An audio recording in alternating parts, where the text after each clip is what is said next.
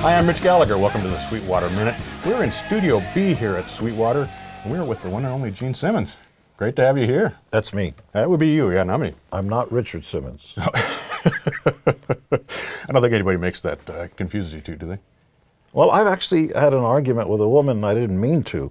I was in a, I know she got verklempt and a little nervous, and in Middle America, kids, verklempt means overcome. And so the woman walks up, she goes, Richard! So I didn't turn around because that's not my name. Right. Richard Simmons! And then I go, oh yeah, she thinks I'm Richard Simmons. So I said, I think you have me mixed up with the other guy. I'm not Richard Simmons. Don't tell me! And she went off on me. So I said, okay. Answer to whatever. Because you don't want to embarrass her. And so, just take the high road and, okay. There you go. The other thing is, in the 80s, I was, my girlfriend then was singing in Las Vegas and all that. And so I was shooting a movie, and I cut my hair off and had a tan and had a three-piece suit because you're going to Las Vegas. Suit, three-piece suit. I was looking sharp. And a limo pulls up at the airport, and two very attractive women, just barely on there, and they're coming over. And I'm going, yeah, good to be me. And they come up, oh, can we please have your autograph? And I'm going, of course, I'd be happy to. And I'm thinking, yeah, Gene Simmons. What should I make it out to? With love, Engelbert. Nice. So you grew your hair back, right? I told Engelbert about that. We did a duet for a duets album he did. He did with Willie Nelson, some other, and he asked me for some reason. Nice guy. And I told him that story, and he was in tears. That's awesome. That's awesome. So you're here at Sweetwater doing a vaults, right? You have your vaults that you're presenting to people, but doing some extra special kind of additional things in the Sweetwater Studios. Tell us a little bit about what's going on. Well, the vault is the largest box set of all time.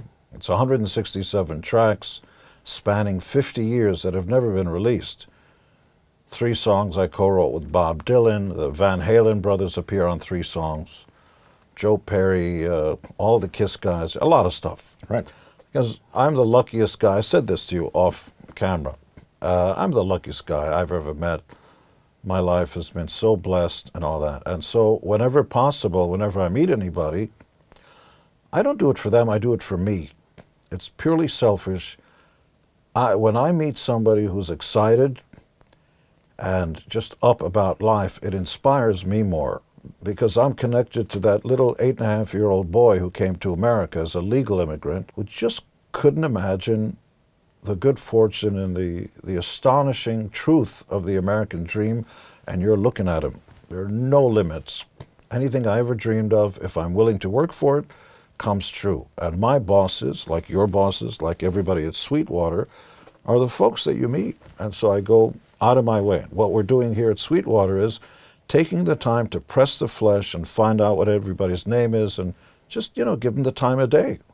Because when I was growing up, Elvis never tapped me on my shoulders and said, hey, how you doing, Gene? Right. And I'd like to change that. Right. You had groups of the people who were attending, and actually I got to step in there myself and sing along with you on Rock and Roll All Night. And I've been meaning to talk to you about that. I know, it was, it's maybe not my best performance. You were actually very good. Well, thank you very much. I appreciate that. Now get out. Yeah. But very cool. People are very excited to get to go in and sing with you and then get the photos. Of the I love that because the Sweetwater folks are trying to change that thing, make music a part of everybody's life, because when you think of it, we all hum in the shower or when we're bored and when we're on a plane or traveling, and those melodies are yours. You're creating those melodies. And so the idea, whether you play an instrument or not, to just get up there and experience the joy of that. When you hear back your voice recorded or your instrument, it's magic. You go, wow, I never dreamed that. So I love looking at their faces and seeing that for the first time. And for most of the folks in that room, it's the first time they've ever been recorded. That's awesome. That's awesome. So you mentioned the melodies and things that people come up with. I'm curious, the 165, 167 songs that are in the vault, you said they've never been released. Are you writing songs all the time, or were these songs you created for other reasons, or where do they come from? My batting average is very low. I can write 10, 20, 30 songs, and maybe one or two will connect with people they may like. I'm not Lennon or McCartney, and you know, I don't care who you are, whether you're Bob Dylan or anybody else. Very few of the songs you actually write connects with. It's like baseball. Your batting average is 300 and you're considered one of the top guys. Well, 70% of the time you miss. Mm-hmm. So I write all the time. Sometimes they're completely different forms. You have an idea and you can't wait to sit down and put it on paper or record it. As an example, Paul McCartney, and you can find this in the Illustrated Beatles book, Paul McCartney wrote a song called Scrambled Eggs. And it was supposed to be a children's song, and it goes like this.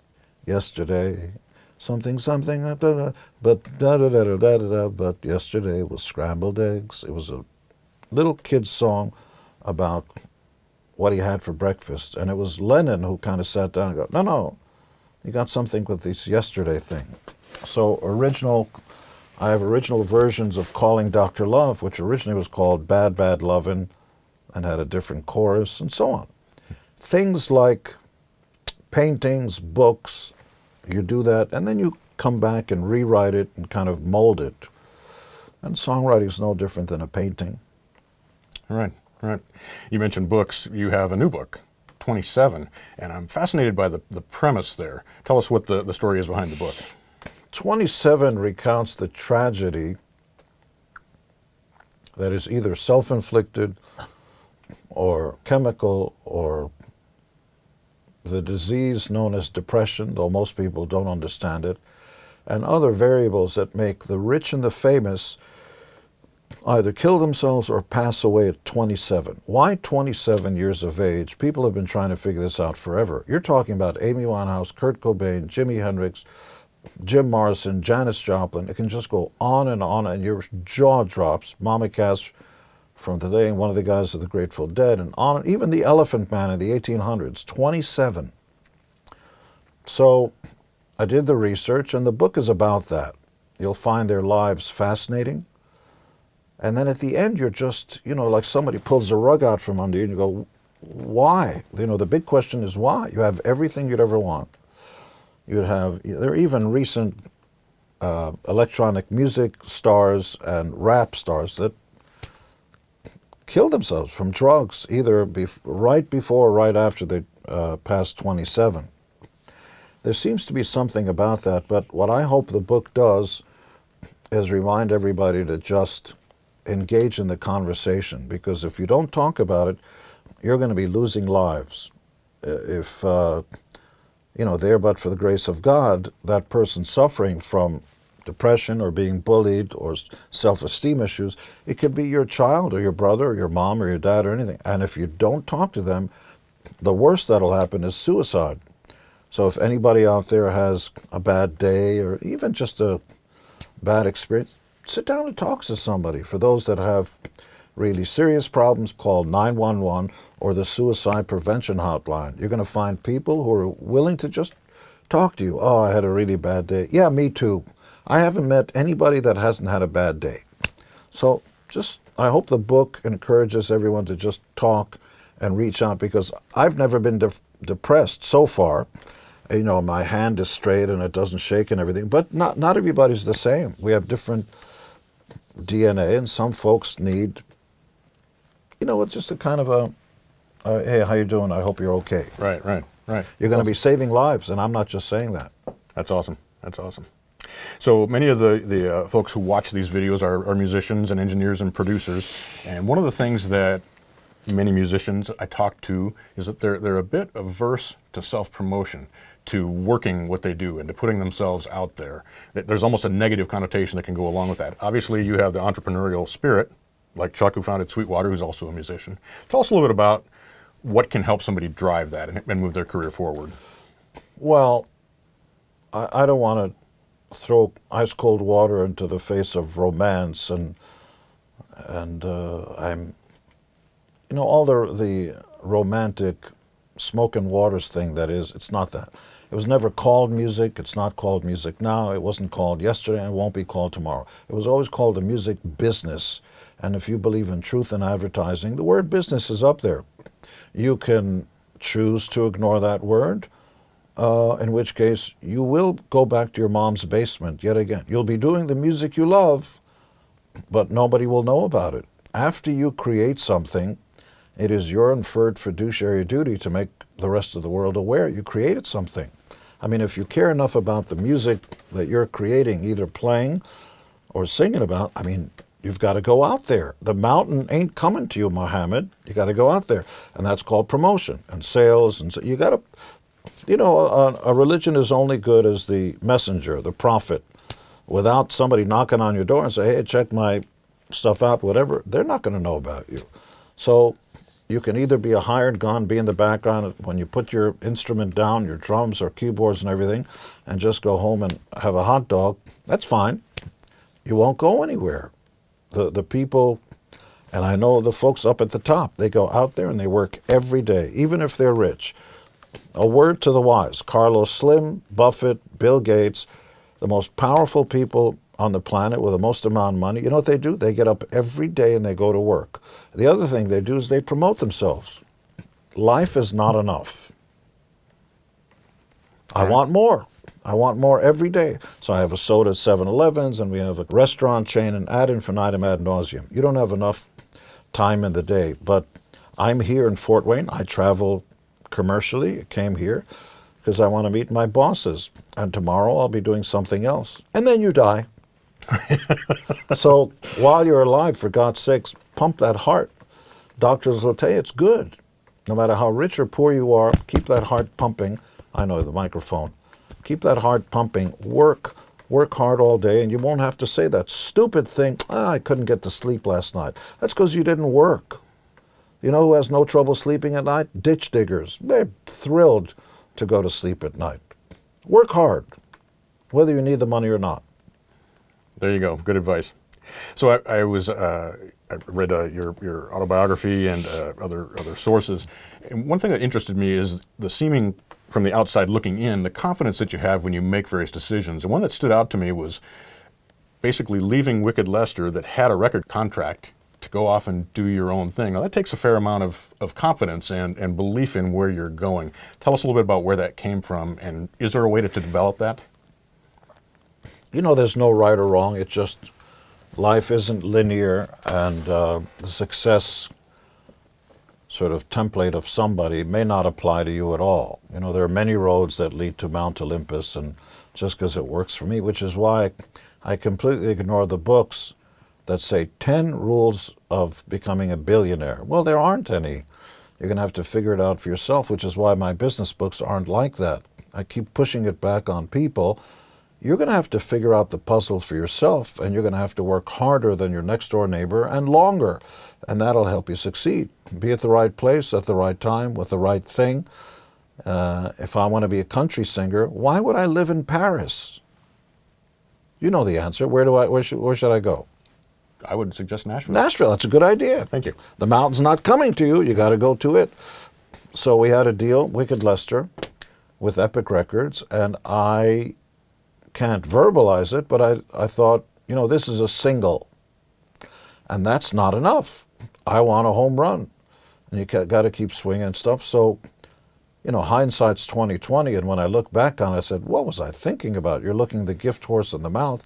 They gave you $150,000 or whatever the amount was. That was a lot of money back then, and I was willing, so was my partner Paul, to walk out of that contract because we just didn't believe in it. And I wouldn't normally recommend that to everybody else because bird in the hand and all that, and you have $150K in your hand, you know, you don't know if there's going to be another one. But if you believe in your talent, take no prisoners. Just go all the way. So we decided to put together the band we never saw on stage that ignored all the rules. We didn't write hit singles. We turned the guitars up to 11, wore more makeup and higher heels than even your mommy did. There you go. There you go. So I would be remiss if I didn't mention that you've got a big tour coming up with some familiar faces. Yes. Yeah. Yes. So we are. We're starting 2019. It'll probably be 2 or 3 years. We don't know. Already have 3 continents booked. And it'll be the last one. I'm 69. And because KISS is the hardest working band in show business, let's call it for what it is, Jagger and Bono and all the greats who are out there, it wouldn't last a half hour in my outfit. My stuff weighs 40 pounds or more, 8-inch platform heels. You got a Spitfire fly through the air, they'd keel over. That doesn't mean they're not great at what they do, but nobody can do what we do, which is why it's good to quit before it's not real, because we introduce ourselves with the words, you wanted the best, you got the best, the hottest band in the world. Not one of the greatest. We say, you want to play? Step in the ring with us. We'll show you what you want. You want to throw a monster at me? You know, Bigfoot, come and play with Godzilla. Let's see how far you get. And that's what our point of view is. But you don't want to be up there one day longer than it's convincing. And I think we can do this convincingly until I'm about 72 or so. I can't do this at McCartney's age and all the other greats. It's just because physically you can't do it. Gene, we're so glad you came in today. So glad to have you here doing the vault. One last thing. Yeah. I think I wasn't as familiar with it, but the Sweetwater folks and the organization, such nice, caring people. I have to go out of my way because the rest of the world, as you well know, isn't necessarily filled by nice people. This is a very, I'm full of myself and I think I'm great and all that. It's pretty humbling. You come in and meet people who work hard, who care about other people. That's a good life lesson for me. Well, thank you. We appreciate that. Now get out. Glad you're here. Thanks so much. And you've got a day left on the vault. You guys are going to be doing even more fun stuff, right? I'd like to do a lot more of this, and I will. Good. That'd be great. We'd love to have you back sometime. Thank you, boss. Right on. Thank you for joining us for the Sweetwater Minute. Gene Simmons, and I'm Mitch Gallagher.